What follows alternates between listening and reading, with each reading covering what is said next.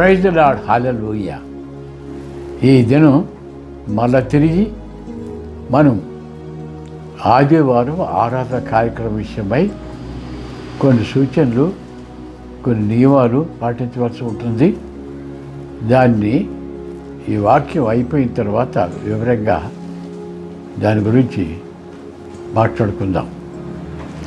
ఇప్పుడు ప్రార్థన చేస్తున్నాను. పరమదాసుడమైన మా ప్రియమైన తండ్రి, నీ పరిశుద్ధ నామమునకు స్తోత్రము నాయన.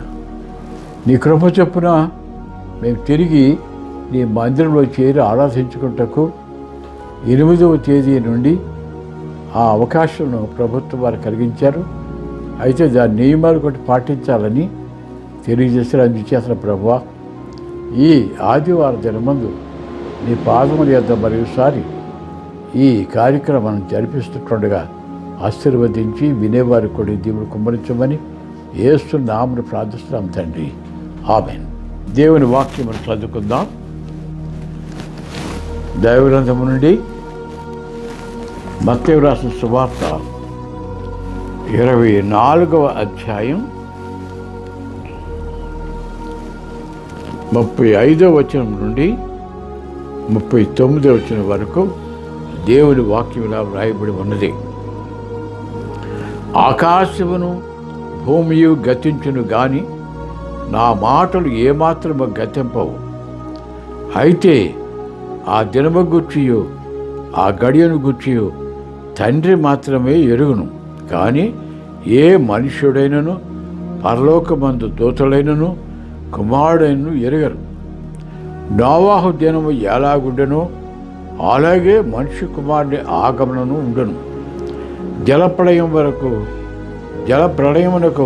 ముందటి దినములలో నోవాహు వాడలోకి వెళ్ళిన దినము వరకు వారు తినుచు త్రాగుచూ పిండి చేసుకొనుచు పిండికి ఇచ్చుచుండిరి. జలప్రళయం వచ్చి అందరినీ కొట్టుకుని పర్యంతము వెరగకపోయిరి. అలాగుననే మనిషి కుమారుని ఆగమనము ఉండు. దేవుడి వాక్యమును దీవించునుగాక. యేసు ప్రభు వారు ఇక్కడ ఒక కుటుంబమును పోల్చి తెలియజేస్తున్నాడు. ఆయన ఎప్పుడు వస్తాడో అది తండ్రికి తప్ప కుమారుడికి కూడా తెలియదు అని తెలియజేస్తున్నాడు. అయితే ఒక సూచన చూపిస్తున్నాడు ఆయన. ఏమిటంటే నోవాహు దినాల్లో ఎలాగ ఉండునో అలాగే మనిషి కుమారుని ఆగమన దినమందు కూడా ఉండును అని ఇక్కడ తెలియజేస్తున్నాడు ఆయన. ఇక్కడ మనం గమనించవలసింది నోవాహు దినములలో ఉన్న పరిస్థితులు ఏమిటి. అక్కడ దేవుని యొక్క వాక్యము ఏమని తెలియజేస్తుందో మనం గమనించాలి. నోవాహు దినములలో చాలా ఘోరమైనటువంటి పరిస్థితులు ఉన్నట్టుగా దేవుని వాక్యము తెలియజేస్తూ ఉంది. ఇక్కడ ఆదికాండం 5వ అధ్యాయం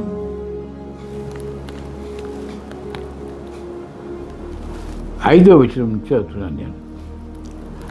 నరుల చెడుతనము భూమి మీద గొప్పదనియు వారి హృదయం యొక్క తలంపులలోని ఊహ అంతయు ఎల్లప్పుడూ కేవలం చెడ్డదనియు యెహోవా చూచి తాను భూమి మీద నరులను సృష్టించినందుకు యెహోవా సంతాపము నొంది తన హృదయములో నొచ్చుకొనెను. ఇక్కడ దేవుని యొక్క సృష్టిలో ఉన్నటువంటి పరిస్థితులను ఇక్కడ తెలియచేయబడుతుంది.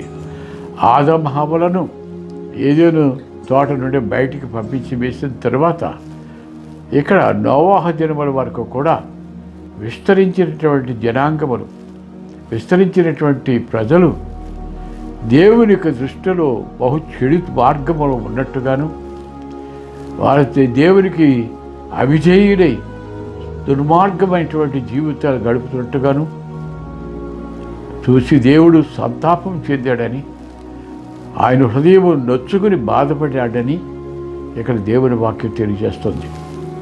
అదే కాకుండా ఇక్కడ దేవుని వాక్యంలో ఉంటుంది,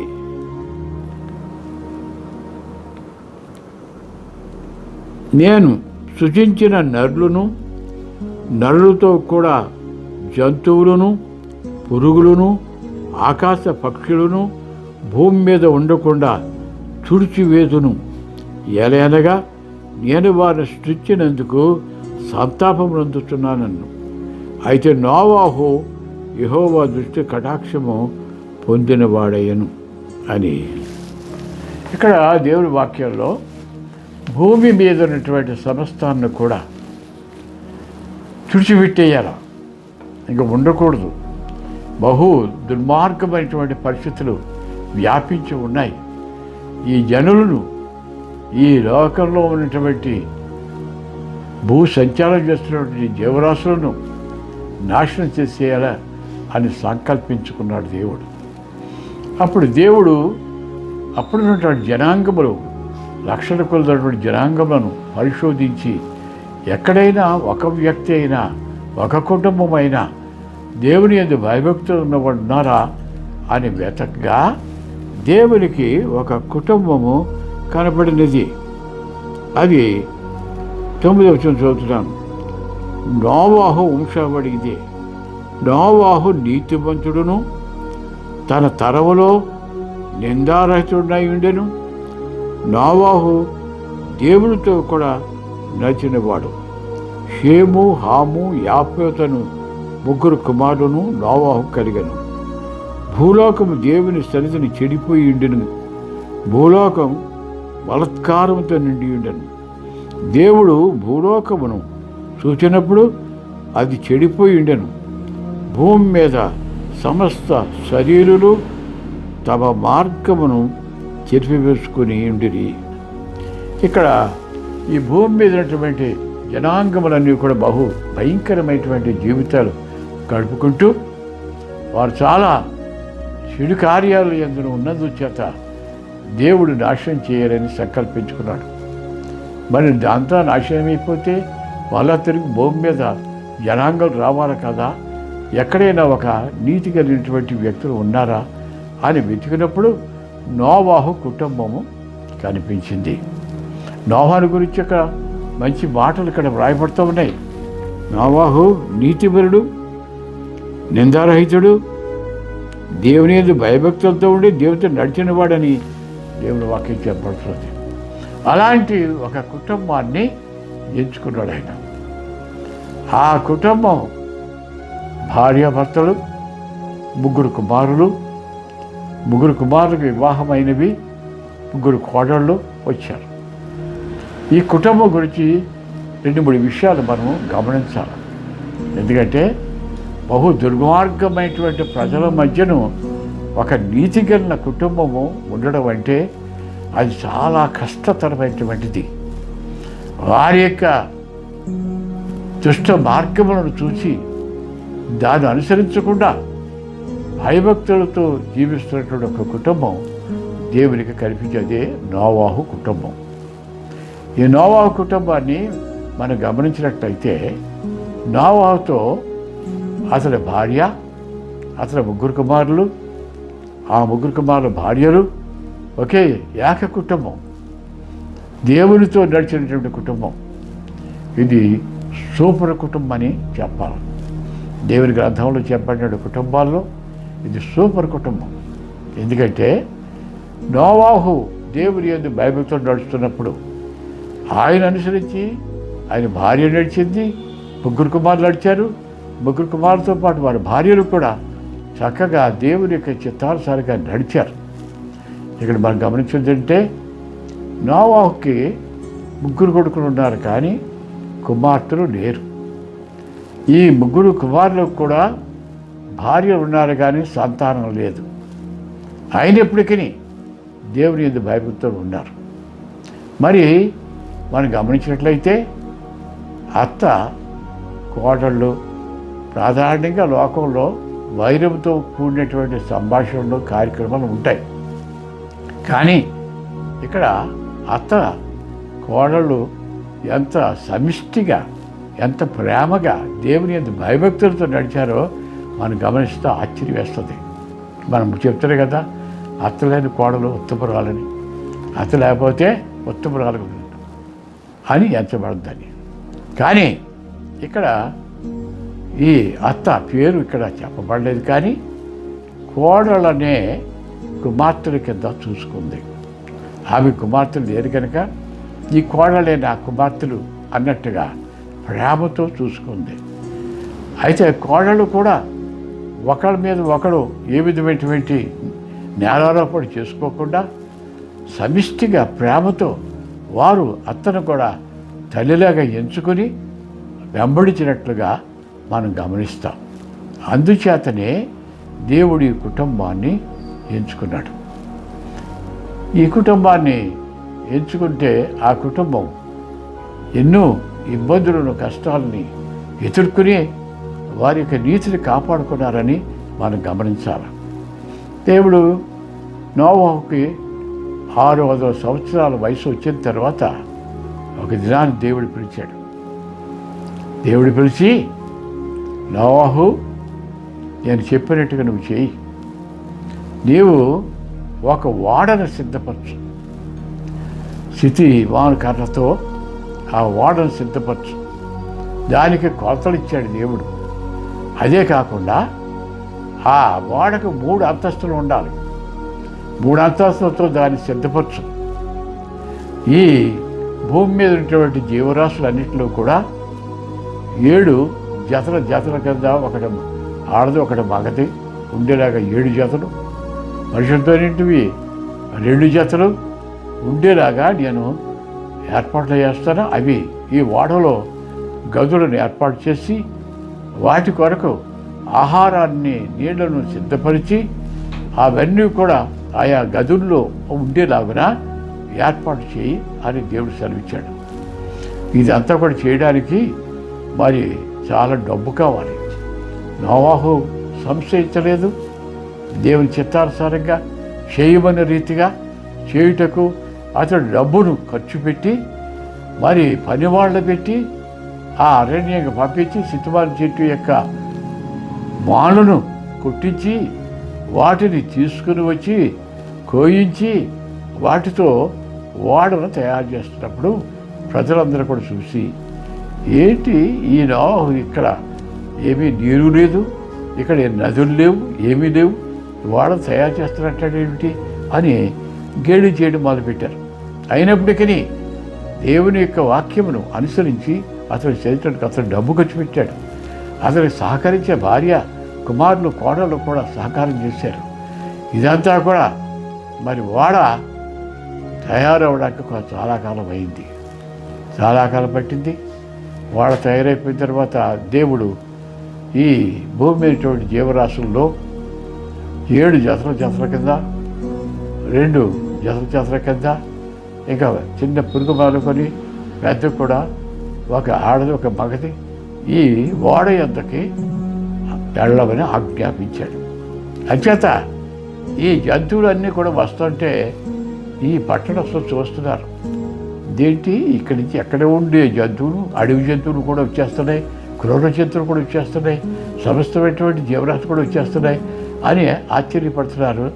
ఇదంతా కూడా మరి నోవాహు వాటిని తోలుకొస్తాడేమో అని అనుకున్నారు. కానీ నోవా కుటుంబం వారందరూ కూడా ఏ జంతువులు ఎక్కడెక్కడ ఉండాలో వాటికి ఆహార పదార్థాలు, వాటికి నీరు, వాటికి ఉండే ఏర్పాటు సదుపాయాలు అన్నీ కూడా సిద్ధపరిచిన తర్వాత, ఇదంతా కూడా సిద్ధపడిన తర్వాత దేవుడు అన్నాడు, ఈ ఆకాశం నేను తెరుస్తాను, అందుచేత మీరు లోనకి వెళ్ళి గడియ వేసుకోండి అని దేవుడు ఆజ్ఞాపించాడు. అంటే ఇప్పుడు మనం కరోనా వ్యాధి వస్తున్న దానికి ఎలాగైతే ఇళ్లలో బంధించబడి ఇక్కడ లాక్డౌన్ అయ్యారో, అది అక్కడ దేవుడు ఈ కుటుంబానికి లాక్డౌన్ ఏర్పాటు చేశాడు. ఆ లాక్డౌన్ ప్రకారంగానే వారు బయటికి రాకుండా తలుపులన్నీ కూడా బిగించి జంతువులన్నీ కూడా లోన ఉంటే అవి అక్కడే ఉండినప్పుడు దేవుడు ఆకాశాన్ని తెరిచాడు. ఈ వాడ కొరకు సిద్ధపరిచిన వారు కానీ, వీరి యొక్క బంధువులు కానీ ఎవరు కూడా నోవహు మాటను అంగీకరించి ఈ ఓడలో ఉండడానికి రాలేదు. వారందరూ గేడి చేసి వదిలేశారు. అయితే వర్షం ప్రారంభమైన తర్వాత ఘోరమైనటువంటి వర్షం కురిసి ఆకాశవాకం తెరవబడి రాత్రింపగల 40 దినాలు ఏకదాటిని వర్షం పడినప్పుడు ఈ ఓడ పైకి తేలిపోతూ ఉంది. అప్పుడు ఈ పట్టణస్తులు వచ్చి తలుపు తీయాలంటే కిందనేమో నీరుంది, పైనేమో తలుపులు వేసి వేయబడి ముయ్యబడి ఉన్నారు. అంతా ఈ నీటి ప్రవాహాల్లో ఉన్నటువంటి జీవరాశులు, ప్రజలు అందరూ కూడా చచ్చిపోయారు. అలాగా 40 దివారాత్రులు ఆ వర్షంలోనే వారు హతమైపోయారు. ఈ వాడ ఒక అలరాతనటువంటి ఒక కొండ శిఖరం మీద నిలబడిపోయింది. ఇది ఎప్పటికీ తెరవబడతా ఏటే అని చూస్తూ 150 రోజులు అయిన తర్వాత ఇది ఏమన్నా ఆరిందేమో చూద్దామని కిటికీ తలుపు తీసి ఒక కాకిని విడిచిపెట్టాడు. కాకి తిరిగి రాలేదు. భవిష్యత్ శవాలు ఏమనంటే వాడి తింటూ ఉండిపోయి ఉండొచ్చు. ఆ తర్వాత 7 రోజులు కనిపెట్టి మళ్ళీ ఒక పావురని విడిచిపెట్టాడు. పావురం వెళ్ళి తిరిగి మళ్ళీ వస్తే దాన్ని పట్టుకుని రాను పెట్టాడు. మళ్ళా 3వసారి 3 నెలనేటువంటి పావురాన్ని విడిచిపెడితే అది వెళ్ళి ఒక అంజూరపు ఆకులు తీసుకుని వచ్చింది. అంటే ఇప్పుడు కొంత నీరు తగ్గిపోయింది అనే గ్రహింపు వచ్చింది. కనుక సుమారుగా 6 మాసాల దగ్గరగా వారు ఆ వాడలోనే ఉండిపోవాల్సి వచ్చింది. ఇప్పుడు మనకి ఈ కరోనా వ్యాధి వచ్చిందని మనకి లాక్డౌన్ వచ్చి ఒక 2 నెలలు 3 నెలలు ఉండేప్పటికీ మనకి ఎంతో వ్యాధి కలుగుతుంది.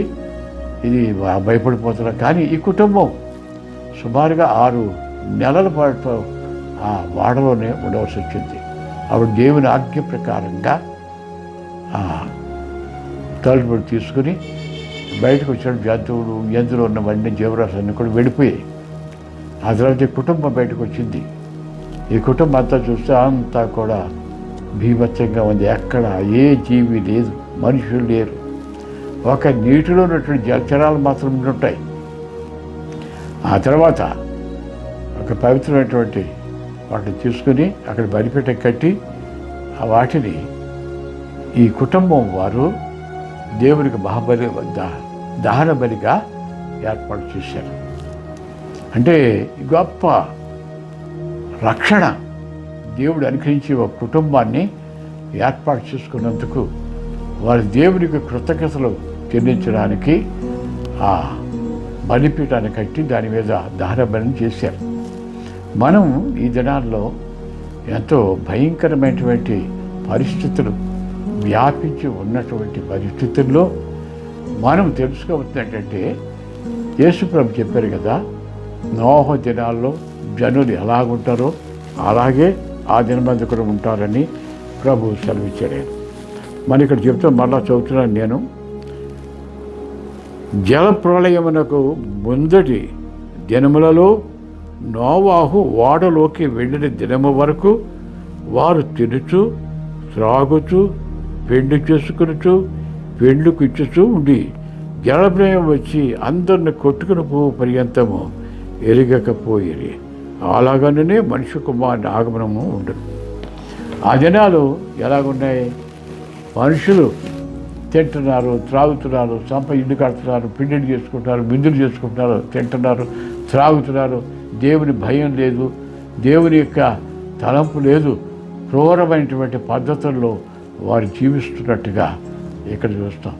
ప్రభట్టుడైనా అలాగనే నేను వచ్చే ముందు ప్రజలు కూడా అలాంటి పరిస్థితుల్లోనే ఉంటారని దేవుని వాక్యం తెలియజేస్తుంది. ఇప్పుడు బయటకు వచ్చిన తర్వాత వారు మంచి భూమి చూసి వ్యవసాయం చేయడం ప్రారంభించారు. వ్యవసాయం చేయడానికి విత్తనాలు వేశారు. విత్తనాలు మంచి బలంగా వచ్చాయి. అక్కడ వారు తీసుకొచ్చిన విత్తనాల్లో ద్రాక్ష వేశారు. ద్రాక్ష వేసినప్పుడు ద్రాక్ష చాలా బలముగా తీగలల్లి పెద్ద పెద్ద పళ్ళుతో ఆ గెలలు వచ్చాయి. వారు చేశారంటే ఈ గెలలో ఉండేటువంటి పళ్ళను తీసుకుని వచ్చి ఒక చోట వేసి వాటిని రసము తీసి నిలవించారు. నిలవించినప్పుడు ఈ కుటుంబం పైని ఒక మచ్చ పడింది. ఆ మచ్చ ఏమిటంటే ఇప్పుడు మనం జ్ఞాపకం చేసుకుందాం. ఆ మచ్చ ఏంటంటే ఆ ద్రాక్షారసాన్ని పులవగానే అది మత్తు పదార్థంగా అయిపోయింది. ఈ మత్తు పదార్థంగా అయిపోయినప్పుడు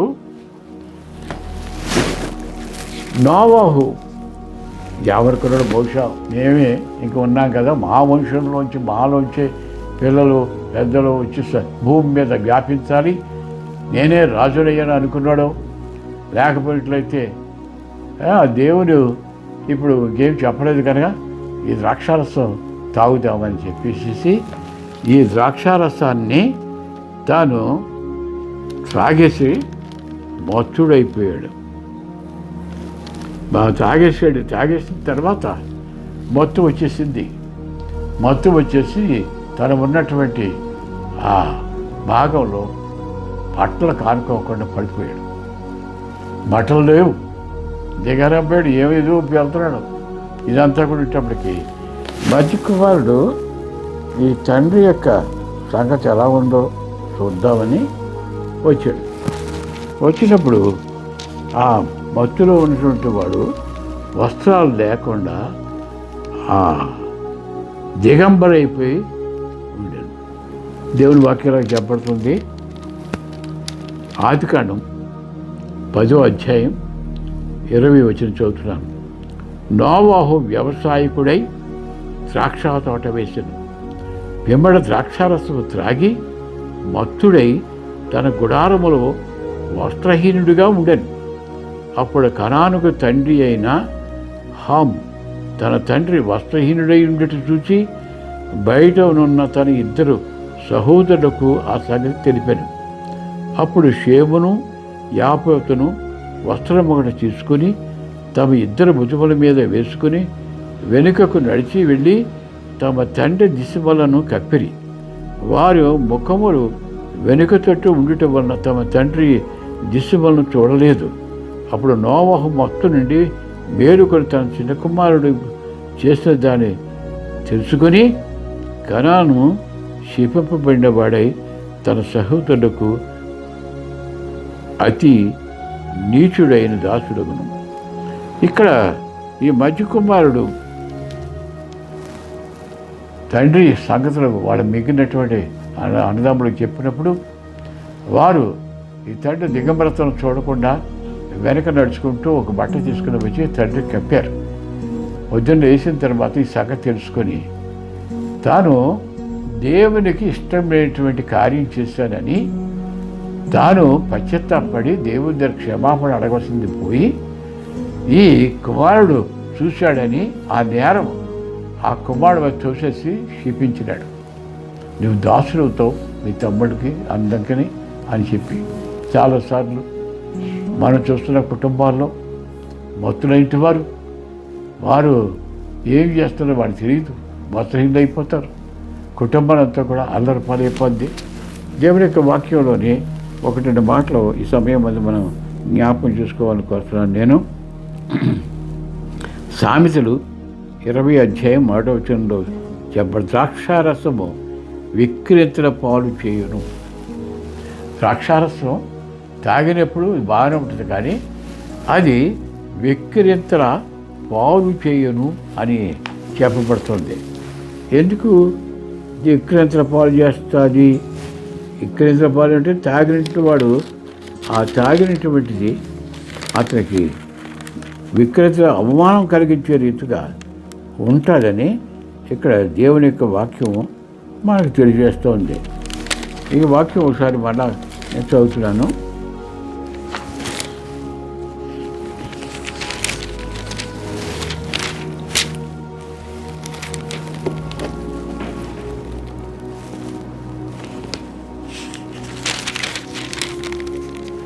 ద్రాక్షారసము విక్రేతల పాలు చేయను, మద్యము అల్లరి పుట్టించును. దాని వశమైన వారందరూ జ్ఞానము లేనివారు. రాజు వలన భయము సింహ గర్జన వంటిది. రాజు క్రోధం పుట్టించును, తమను ప్రాణవశం తెచ్చుకుందరు. కనుక ఇది అల్లరిపాలు చేస్తుందని, ఇది వారి యొక్క జీవితంలో గొప్ప కీడు తీసుకొస్తుందని దేవుని వాక్యం చెప్తుంది. అలాగే సామెతలు 23వ అధ్యాయం 29వ వచనం నుండి 2-3 వచనాలు చదువుతున్నాను నేను.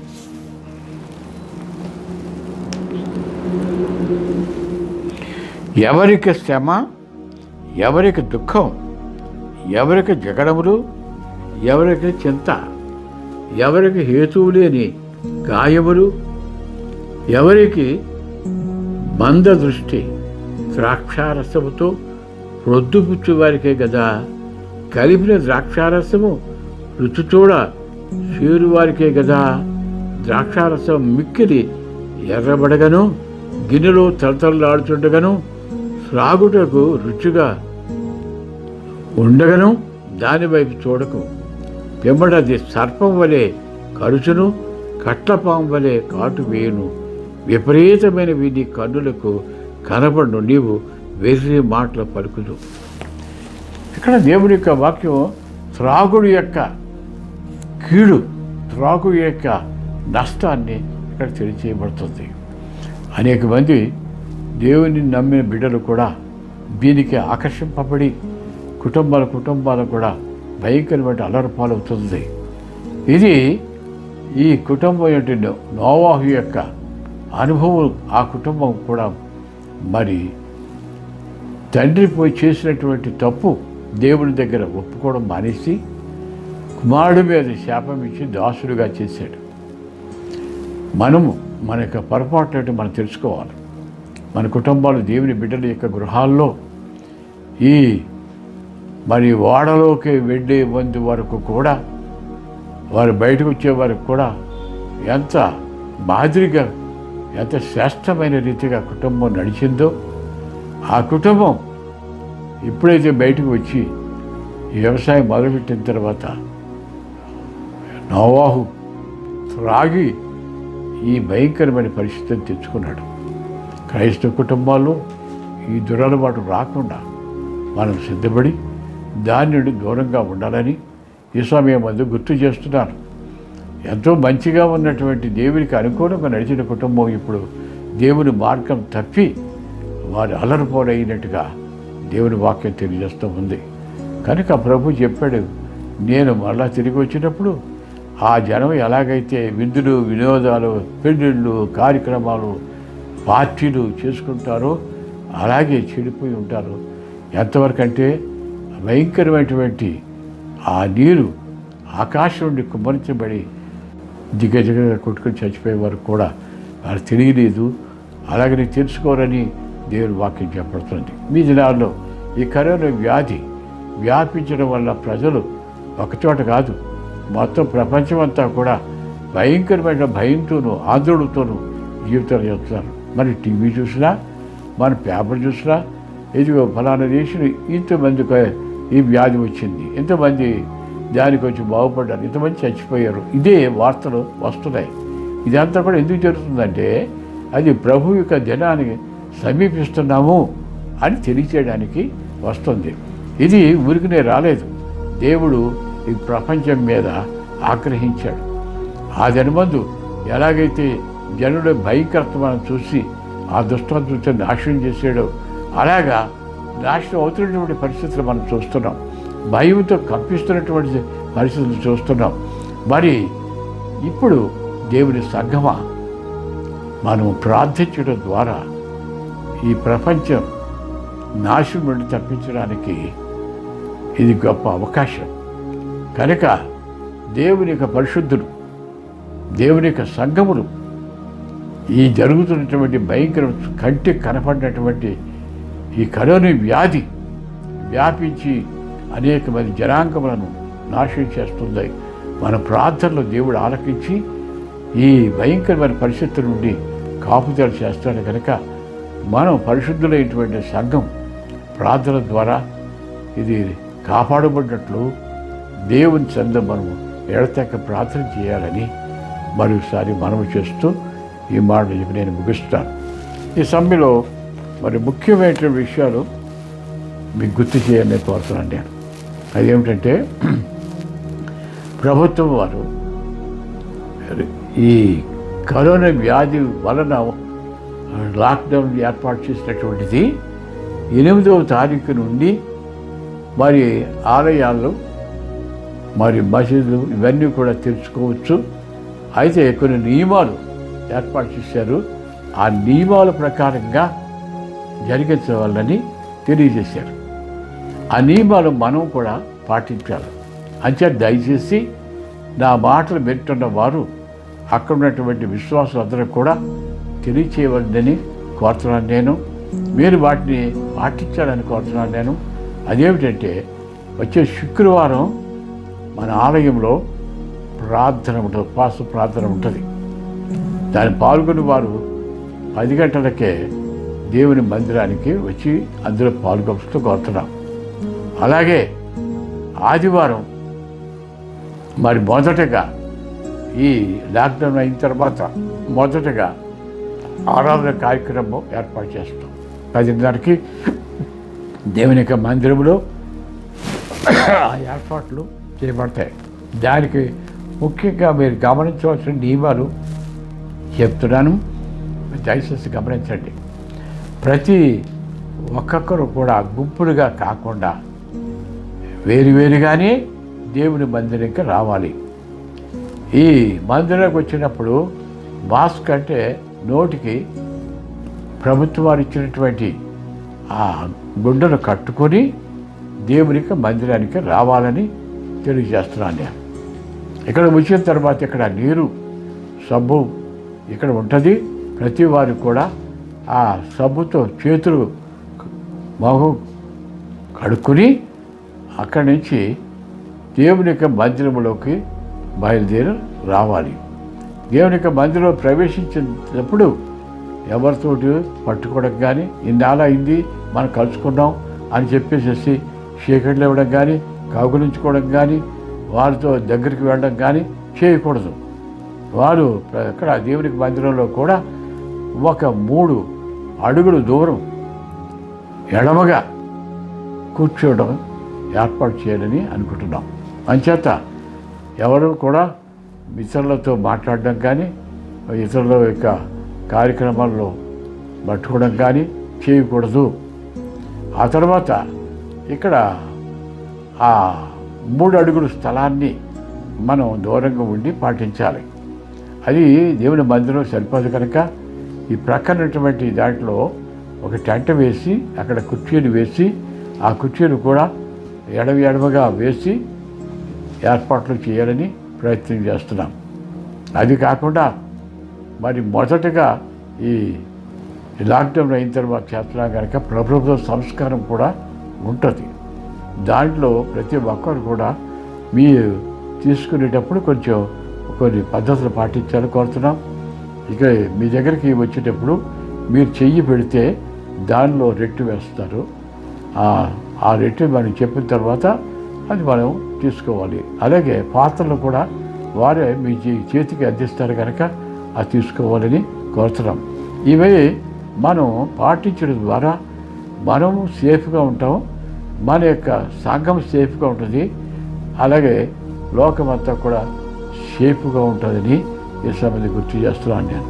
కనుక ప్రతి ఒక్కొక్కరు కూడా నా స్వరం విన్న వారు నేను చెప్పిన సంగతులను అవి సీరియస్గా తీసుకుని దాటి ప్రకారంగా చేయడానికి మీరు తప్పకుండా ప్రయత్నం చేయాలని, ఈ విషయాన్ని ఇప్పుడు అందరూ తెలియదు కనుక మీరు అక్కడ ఉన్నటువంటి సంఘంలో ఉన్న విశ్వాసులు, మన ప్రార్థనా మందిరం సంబంధించినటువంటి విశ్వాసులకు కూడా తెలియజేసి ఈ రీతిగా వాళ్ళ టైంకి దేవుని యొక్క మందిరానికి వచ్చి కార్యక్రమం జరిపించుకోవాల్సిందిగా మరోసారి కోరి ఇవి మీ ఎదుట పెట్టి ఉంటాను.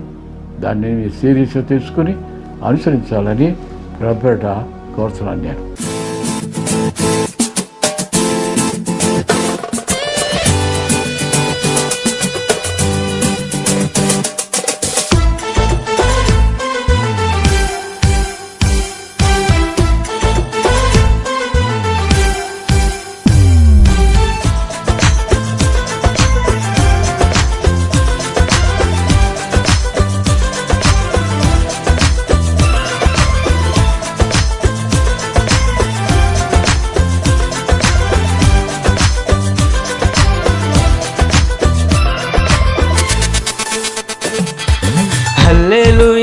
స్తోత్రం యేసయ్యా,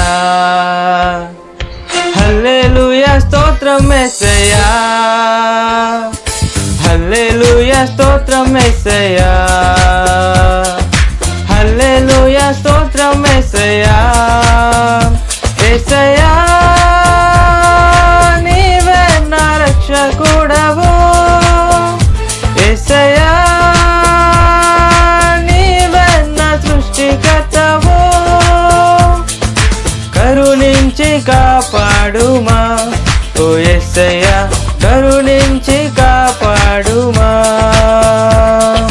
The praise you and worship you, Almighty God, praise you and worship you. Hallelujah, Amen, oh Yesaya, Amen, Hallelujah.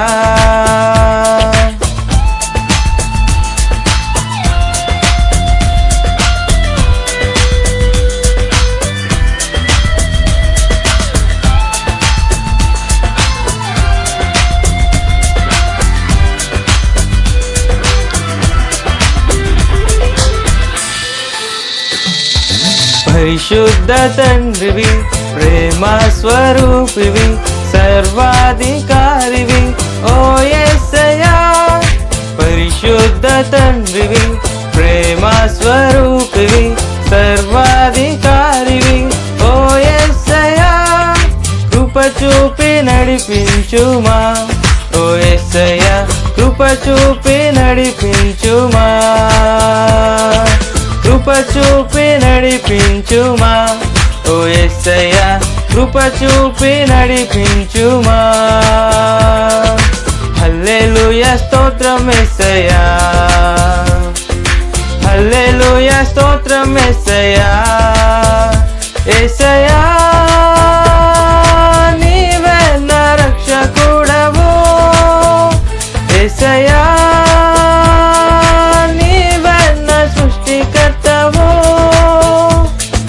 కరుణించి కాపాడుమా ఓ యేసయ్యా, కరుణించి కాపాడుమా. The praise you and worship you, Almighty God, praise you and worship you.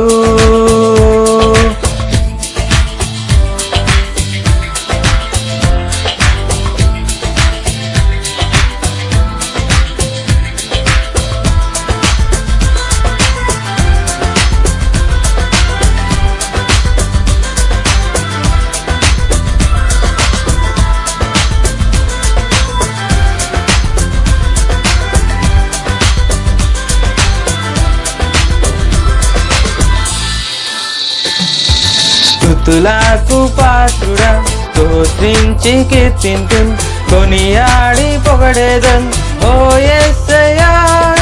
స్తుతులకు పాత్రుడా, స్తోత్రించి కీర్తింతున్, కొనియాడి పొగడేదన్ ఓ యేసయ్యా.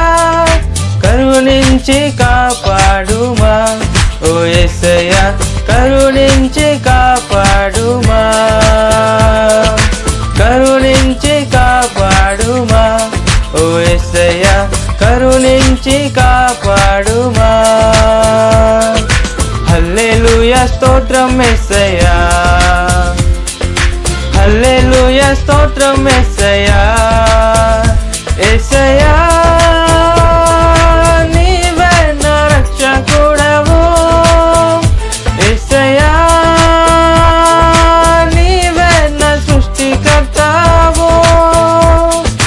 కరుణించి కాపాడుమా ఓ యేసయ్యా, కరుణించి కాపాడుమా. The praise you and worship you, Almighty God, praise you and worship you. Hallelujah, Amen, oh Yesayya, Amen, Hallelujah. Hallelujah, Amen, oh Yesayya, Amen, Hallelujah.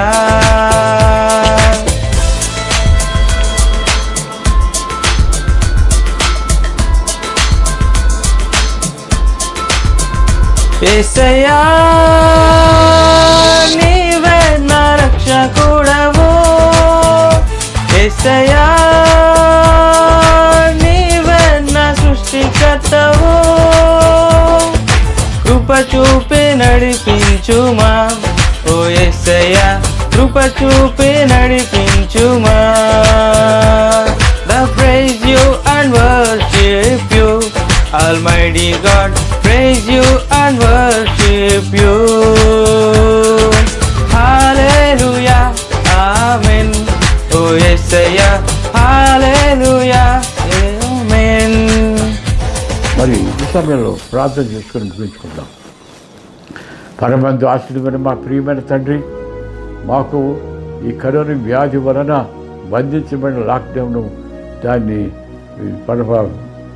కొంత release చేశారు కనుక మేము ప్రార్థన కొరకు నీ మందులు కూటకు మమ్మలను ఆయుత్తపరచండి, నియమాలు పాటించినట్లు చేయండి. మేము హృదయపూర్వకంగా నీ యొక్క సన్నిధానం ప్రభావం కనపరిచి మీ ఆశీర్వాదంతో మేము మా కుటుంబాలు చేరినట్టు అనుగ్రహించి వేడుకుంటున్నాం. మా తండ్రి, నీవు ఇంతవరకు కూడా మమ్మల్ని కాపాడిన విధానం బట్టి స్తోత్రములైన సంఘమంతటి కూడా చిన్న బిడ్డల మొదలుకొని పెద్దవారికి కూడా నీ సంరక్షణ ఉంచి వారిని దీవించమని, అలాగే నీ ప్రభా సంఘానికి చెందినటువంటి బిడ్డలు ఏ స్థలాల్లో ఉన్నారో వారందరికి కూడా అవి అనుసరించినట్లు మంచి మనసు కలిగించమని ప్రార్థన చేస్తున్నాం. ఈ సమయం ముందు మాకు ఇవ్వబడిన తరుణాన్ని సద్వినియోగపరచడం సహాయం చేయమని, మా ప్రభా నీ యొక్క రాకడ సమీపమైన దినాల్లో నోవాహు దినాల్లో ఎలాగైతే ఉంటారో ప్రజలు అలాగే ఉంటారు. అలాగే ఉన్న ప్రజల మధ్యను మేము మా విశ్వాసాన్ని, నీతిని కాపాడుకొని నీకు రాజ్య వారసులు ఉన్నట్లు చేయమని, నీవు వచ్చినప్పుడు నీ మహిమను పాల్గొని వదిలే సహాయం చేయమని ప్రభుని యేసు నామను ప్రార్థిస్తున్నాం తండ్రి. ఆమేన్.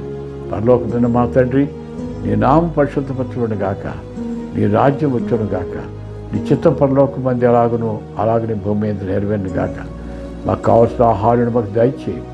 మరణస్తులు మీకు క్షమించే ప్రకారం మరణమును క్షమించము. మాకు శోధంలోనికి తేక కీడుని తప్పించు. ఎందుకంటే రాజ్యం, బలం, మహిమయు నిరతనీయమైన తండ్రి. ఆమేన్.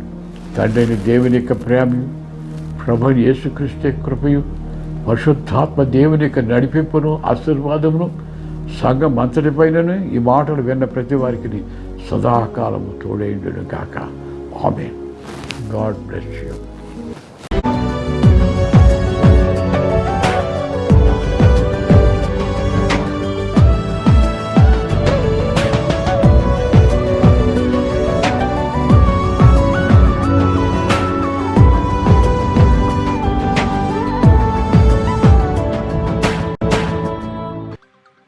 ప్రతి వారం దేవుని వాక్యం వీక్షించుటకు ఈ వీడియోలో చూపించిన విధంగా సబ్స్క్రైబ్ చేసుకోండి. మరియు మీ ప్రార్థన అవసరతల కొరకు ఈ కింద చూపిస్తున్న నెంబర్ని సంప్రదించండి.